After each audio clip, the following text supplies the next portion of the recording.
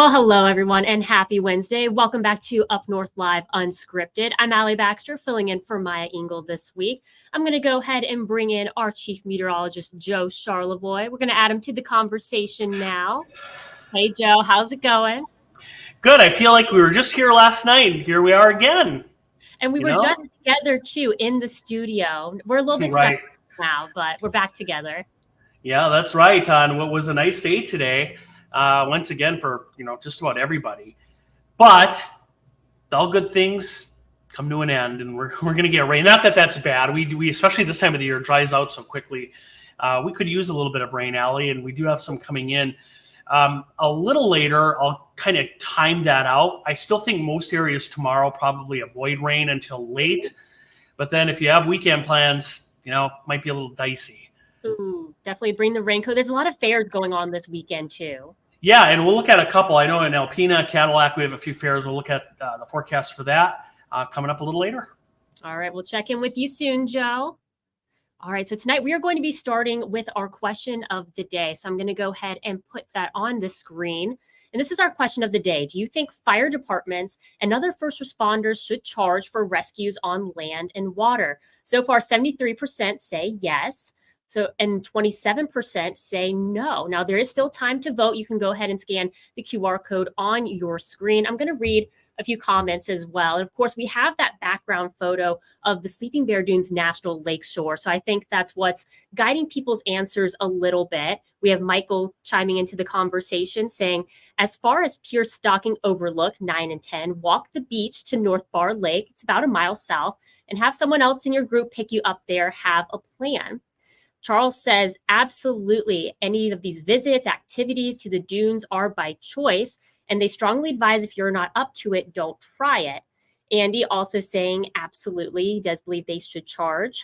Martin saying, yes, but they should also make sure that rescues are done in a way that is the most reasonable and affordable. So definitely a lot of people answering in relation to how it is with Sleeping Bear Dunes National Lakeshore. And that kind of goes hand in hand with the story that our anchor Mark Chalette is working on. We'll see more of that story from him tomorrow, but he did give us a teaser tonight because the Glen Lake firefighters, they're normally the ones that respond to this area. And they did post on their social media pages. They posted on Facebook some clarity on what happens if you do go down the steep Sleeping Bear Dunes overlook and you can't make it back up. So they did post the explanation saying there are warning signs on top, and the view from the top may be breathtaking, but the trip down is much easier than trying to get back up.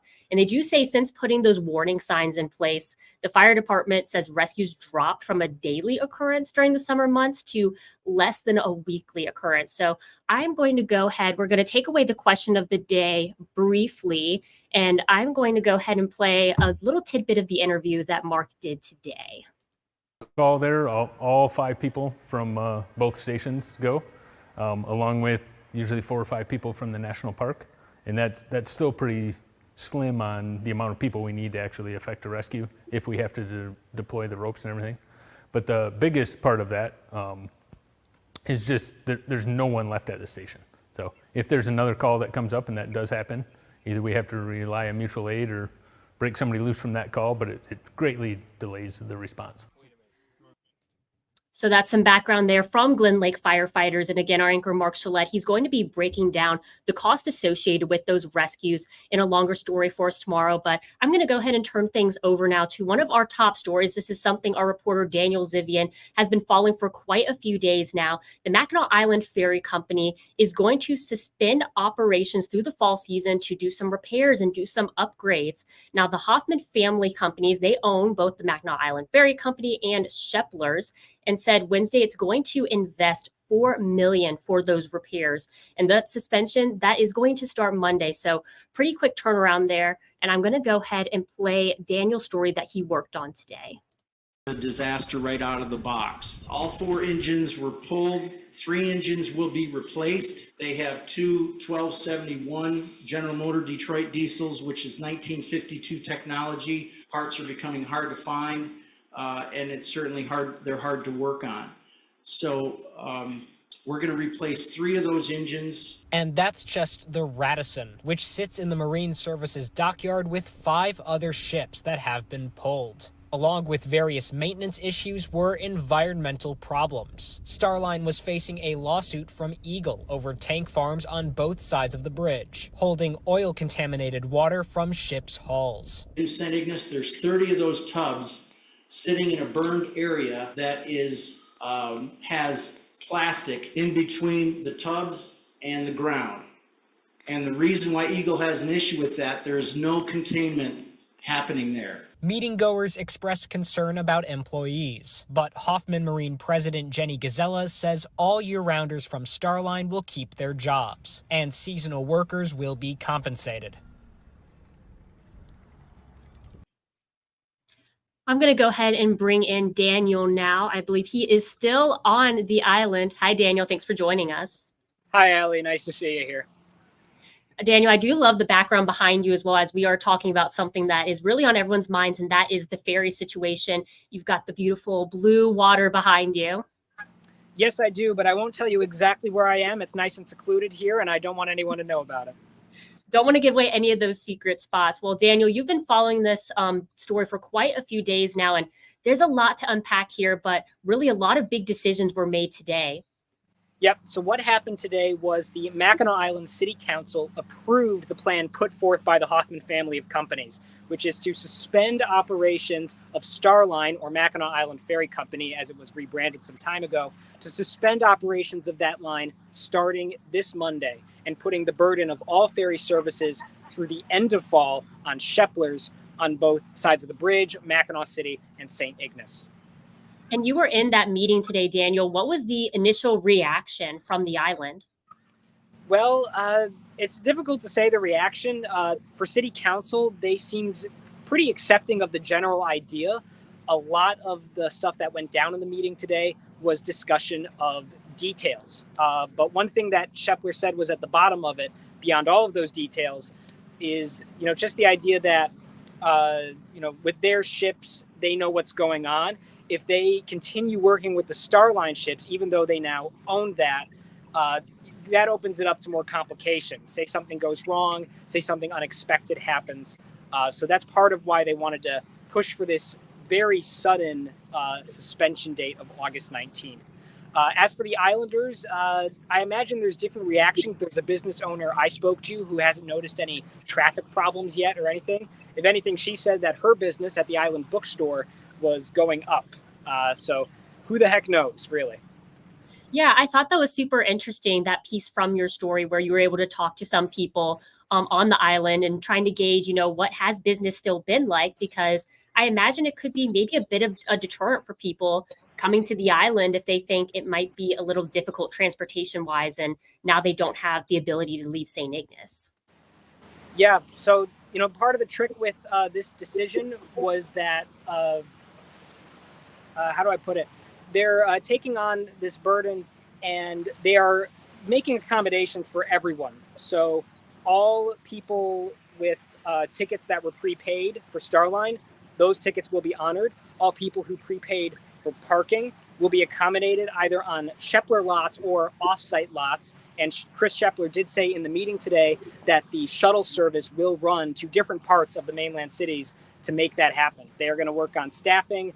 Because they're now the same company, they're going to make sure that Mackinac Island Ferry Company staff members, who Hoffman has said repeatedly will not lose their jobs at all, are brought into the loop and are part of this effort through the end of the fall season to make sure that tourists and residents and commuters are able to get to the island in one piece. And Daniel, I don't know if you have the answer to this question or not, but obviously that more busy season of summer and fall is going to end soon. Do they have more plans of doing more of these repairs throughout the winter time? So all of the boats from the St. Ignace fleet will, of course, be repaired through the winter time. One aspect that we just didn't have time to touch on is the main Starline dock. Guess what? The dock is also deteriorating. They're going to be working on that as well. And I think the main other things that'll be happening with Starline over the winter is just restructuring. The winter boats should be ready, and the details of winter service under this new arrangement will have to be worked out later. Some of the concerns that were addressed today kind of relate to sort of, if not handshake deals, at least somewhat informal deals. The waves are really coming in hard now over in my neck of the woods. some of the concerns from the Islanders are just, the cost of freight.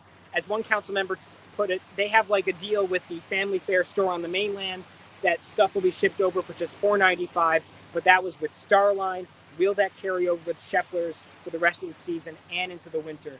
So while all of those specific details past October 31st will be worked out later, Chris Shepler basically gave his word today that the Islanders should see all accommodations as they were used to.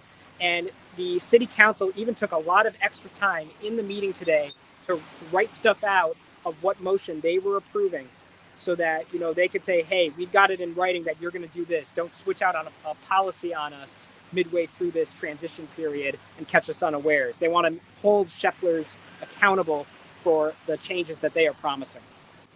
Right. It seems like they're definitely thinking of everything in this situation. Daniel, is there anything else that you want people to know? You've been covering this story for many days now, and we can't always add every detail that we want to in our stories. What else has really stuck out to you?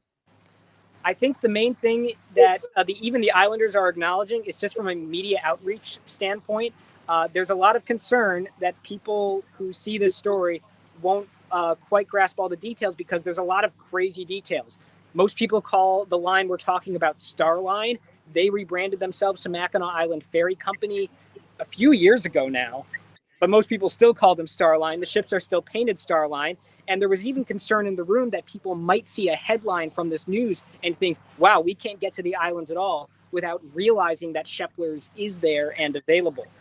There's a lot of concern about that. But one thing that they're trying to make very clear is that now that this decision is in place, information can be firmly shared out with the public. All web traffic is going to be redirected to the Sheplers website. All tickets will be purchased through Sheplers. And if you have a Starline ticket, you can't just walk up to Sheplers and use it. The reason you have to exchange your ticket with Sheplers is because of their computer system. They can't read the Starline tickets. So you have to go to the office, exchange the ticket you already have, and get something. And there's different classes of tickets. I didn't go into the specifics of all of that, but Chris Shepler made it very clear at the meeting today that all the different edge cases, they're going to try to honor those as much as possible. Yeah, that was a really good point to bring up, Daniel, because there has been a little bit of confusion, I would say, over the past few years of, is it Starline? Is it Mackinac Island Ferry Company? Is it Sheplers? And so definitely, I think having that distinction for them moving forward would be super beneficial as far as, people being able to exchange tickets like you were just saying.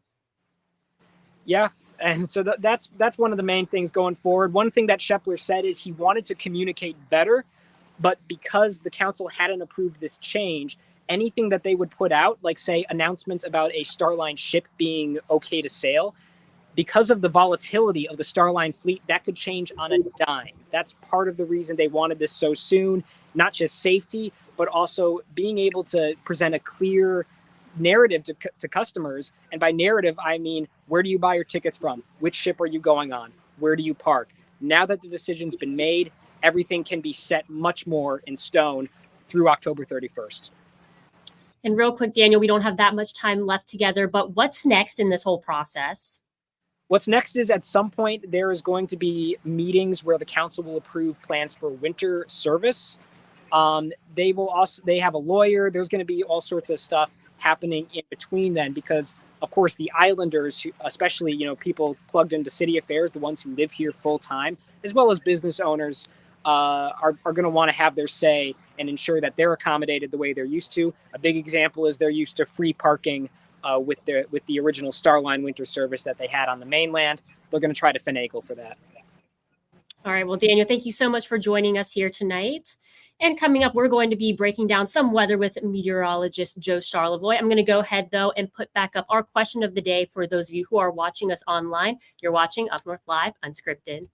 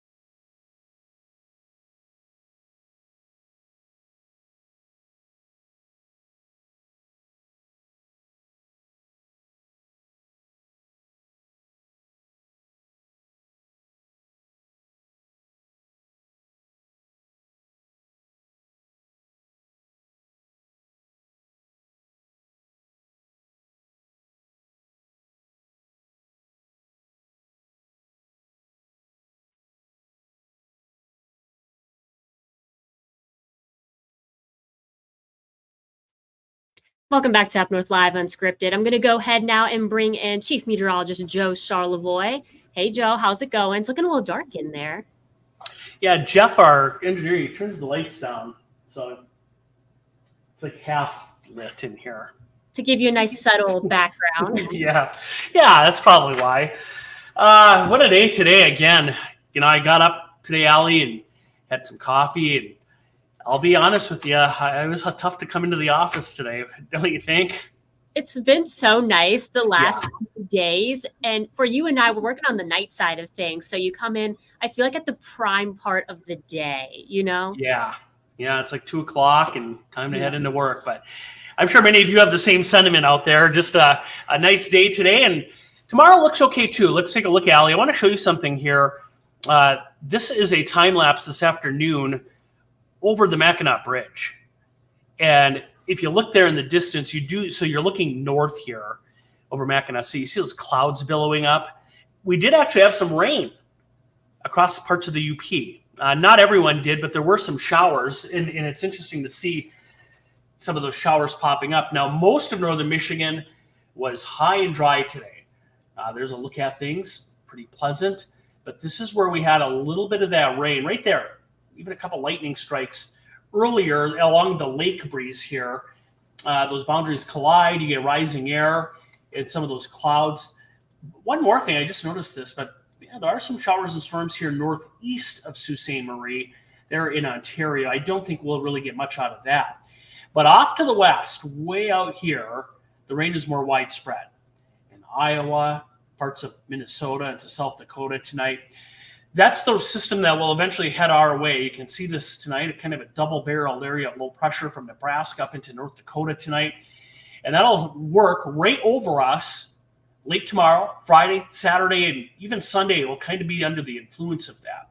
So if you're wondering about when that rain arrives, not tonight, dry weather tonight. And for many of you tomorrow, I want to reiterate, there's very little rain in the forecast. So, we'll stop the clock here, 3:00. Dry from, much of northern Michigan. The rain starts coming in here south of a Traverse City Cadillac line by 5:30 tomorrow night. And then everybody gets in on the rain tomorrow night. So after those 3 beautiful days we've had, rain coming in, some thunder, possible too, which will carry over into Friday. And then even Saturday, this low is going to spin right over us. And you know what that means. Clouds and off and on showers and even a few thunderstorms. I expect what should be pretty numerous showers for Friday.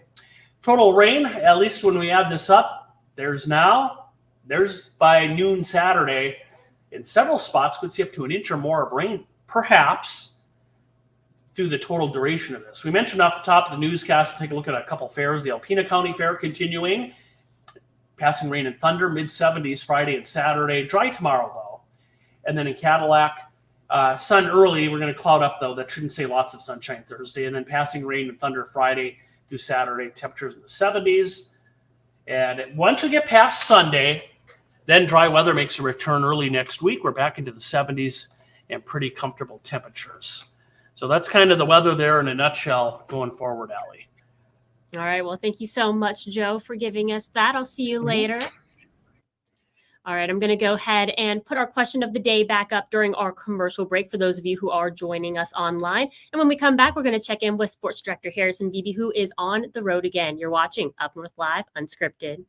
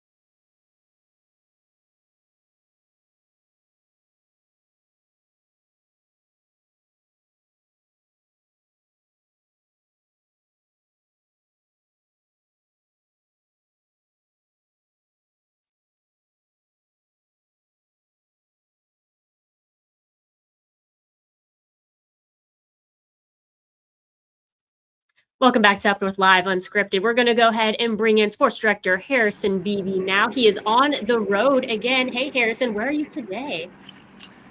Allie, I'm at stop 5 of 6 stops for the day. I don't think in all my decade plus working in sports at Up North Live that I've ever caught 6 football camps in one day, but today is the day. I'm a little tired, but when you get 6 in one day, that means you only have to do 1 or 2 the next. So it kind of evens itself out in a weird way. Well, that's super impressive. I was going to say, when I got into work today, you were already here. So you even beat me to work today. You were already here. Oh, yeah. I left the house at about 9 this morning to head to Kingsley, where the defending state champion Stags held the final day of their actual camp. They have training camps, but Kingsley actually had their like getaway camp where they spent the night setting up tents and whatnot. We'll have more on that in the Jimmy John Sports Corner tomorrow. But Kingsley camp started my day, went over to Grayling, shot back over to Traverse to put together the early segment for tonight, which tonight's countdown to kickoff features Traverse City Central. So the Trojans look for them at 11.